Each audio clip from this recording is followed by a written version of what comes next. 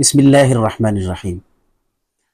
حضرت ابو ہریرہ رضی اللہ تعالی عنہ سے روایت ہے، ایک شخص نے رسول اللہ صلی اللہ علیہ وسلم سے اپنی قساوت قلبی اور سخت دلی کی شکایت کی۔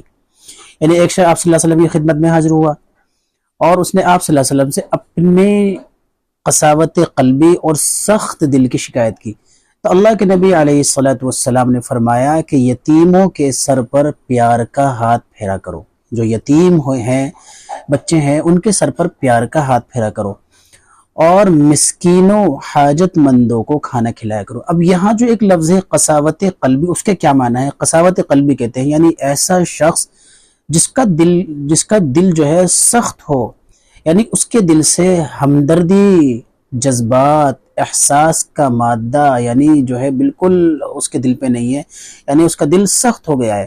تو اگر وہ چاہتا ہے کہ اس کو اپنا دل نرم کرنا ہے تو اس کو چاہیے کہ یتیموں مسکینوں کے سر پر پیار اور شفقت کا ہاتھ پھیرا کرے اور ضرورت مندوں کو وہ کھانا کھلائے۔